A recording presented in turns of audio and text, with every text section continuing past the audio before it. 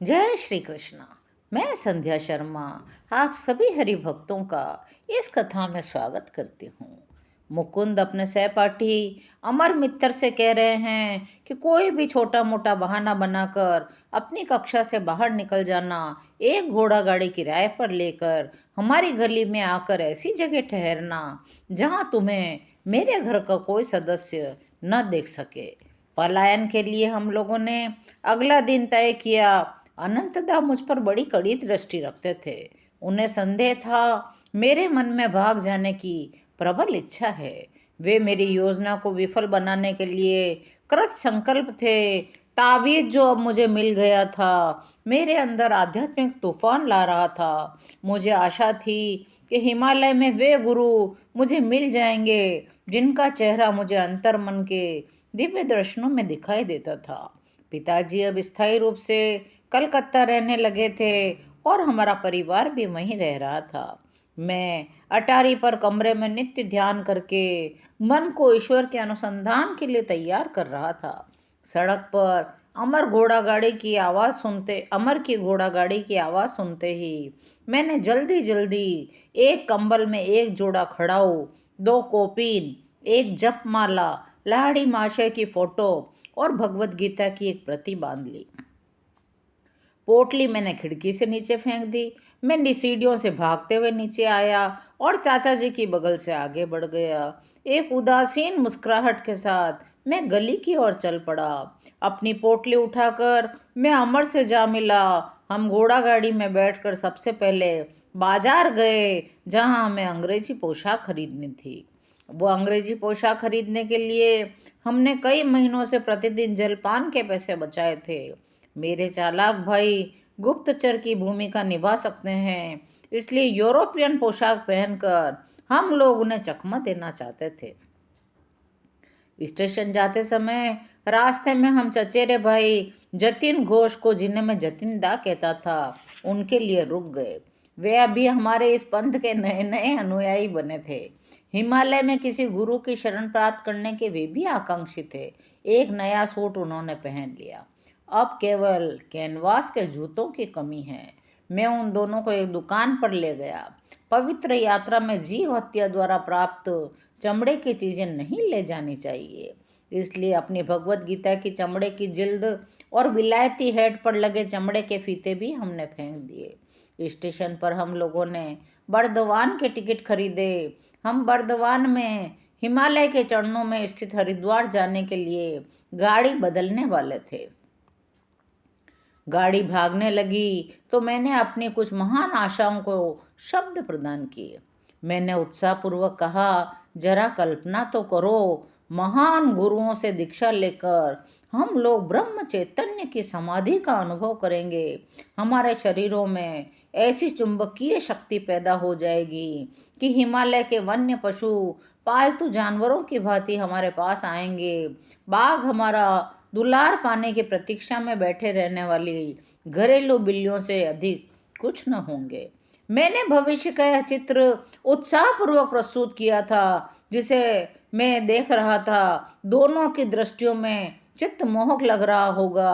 अमर के होठों पर तो फिर भी मुस्कान आ गई, परंतु जतिनदा ने अपनी दृष्टि दूसरी ओर घुमा ली। खिड़की से बाहर देखने लगे। कुछ ही देर बाद कहने लगे, पैसे को 3 हिस्सों में बांट लेते हैं।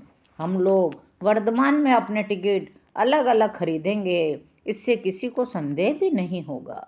सूर्यास्त के समय हमारी ट्रेन बर्दवान स्टेशन पर रुकी। जतिनदा टिकट घर में घुस गए। अमर और मैं प्लेटफॉर्म पर बैठे रहे। 15 मिनट तक प्रतीक्षा की, पूछताछ भी की, परंतु उस छोटे से स्टेशन में फैले अंधकार में जतिनदा लुप्त हो गए थे। मैं पूर्णतः घबरा गया। मेरे हाथ पांव फूल गए। मैंने अमर से कहा, अमर, हमें लौट जाना चाहिए। विफल होना ही इस यात्रा की नियति है। यही है तुम्हारा ईश्वर प्रेम? अमर गुस्से से बोला। अमर द्वारा इसे ईश्वरीय परीक्षा बताने पर मेरा मन कुछ शांत हुआ। कुछ ही घंटों में हम हरिद्वार जाने वाली गाड़ी में बैठ गए। अगले दिन मुगल सराय में जब हम प्रतीक्षा कर रहे थे, तब मैंने कहा, अमर, हमें रेलवे अधिकारियों की पूछताछ का सामना करना पड़ सकता है। परिणाम चाहे जो भी हो, मैं झूठ नहीं बोलूँगा। अमर ने कहा, मुकुंद, मेरा तुमसे इतना ही अनुरोध है कि तुम चुप रहना। इतने में एक यूरोपियन अधिकारी मेरे पास आया। उसने एक तार पत्र हिलाकर मुझे दिखाया। क्या तुम लोग गुस्से में घर से भाग रहे हो? जी नहीं, मैं प्रसन्न था। उसके शब्दों ने मुझे उत्तर देने की अनुमति दे दी। फिर वह अधिकारी अमर की ओर मुड़ा। उन दोनों के बीच बुद्धि चातुर्य का जो द्वंद्व हुआ, उसे सुनते हुए गंभीरता बनाए रखने के अनुरोध का पालन करना मेरे लिए कठिन ही होता गया। रेलवे अधिकारी ने कहा, तीसरा लड़का कहाँ है? साहब, आपने चश्मा पहना हुआ है, क्या फिर भी आपको दिखाई नहीं देता? हम केवल दो ही हैं, अमर मुस्कुरा कर बोला। अधिकारी ने धृष्टता से हड़बड़ा कर पूछा, तुम्हारा नाम क्या है? अमर बोला, मुझे टॉमस कहते हैं। मैं अंग्रेज माता और भारतीय धर्मांतरित ईसाई पिता की संतान हूँ। तुम्हारे इस मित्र का नाम क्या है? मैं इसे टॉमसन कहता हूँ। मैं किसी से कुछ कहे बिना ट्रेन की ओर चल पड़ा, जो भगवान के दया से प्रस्थान के लिए सीटी बजा ही रही थी। अमर भी उस अधिकारी के साथ चला आया, जो अब इतना विश्वास करने लगा था कि उसने हमें यूरोपियन लोगों के निर्धारित डिब्बे में बिठा दिया। दो अर्ध अंग्रेज बालकों को हिंदुस्तानियों के डब्बे में यात्रा करते देखना उसके लिए कष्टदायक था। उसके वहां से विनयपूर्वक प्रस्थान करने के बाद मैं सीट पर लेट गया। तार मेरे भाई अनंत का था। लिखा था, यूरोपियन पोशाक पहने 3 बंगाली लड़के घर से भागकर मुगल सराय के मार्ग से होकर हरिद्वार जा रहे हैं। मेरे पहुंचने तक कृपया उन्हें रोके रखें। अमर, मैंने तुम्हें कहा था ना, निशान लगाए हुए टाइम टेबल को घर में मत छोड़ना। मेरी आंखों में नाराजगी थी। मेरे अनंतदा को अवश्य ही वहाँ ऐसा कोई टाइम टेबल मिल गया होगा। हम थोड़ी देर के लिए बरेली में रुके। वहाँ हमारे पुराने मकान मालिक का लड़का द्वारका प्रसाद अनंतदा द्वारा भेजे गए तार के साथ प्रतीक्षा कर रहा था। द्वारका ने हमें रोके रखने का बहुत प्रयास किया, किंतु मैंने उसे विश्वास दिला दिया यह पलायन मजाक में नहीं था। द्वारका ने हमारे साथ भाग चलने के हमारे प्रस्ताव को स्वीकार ही नहीं किया। उसी रात गाड़ी एक स्टेशन पर खड़ी थी। एक और अधिकारी ने आकर अमर को जगा दिया। वह भी टॉमस और टॉमसन नामों के जाल में फंस गया। सुबह होते ही गाड़ी ने हमें हरिद्वार पहुंचा दिया। हम स्टेशन से बाहर निकले। हमारा पहला काम था देशी पोशाक धारण करना, क्योंकि अनंतदा को हमारे यूरोपियन ड्रेस का पता चल गया था। हमने ऋषिकेश जाने के लिए टिकट खरीद ली।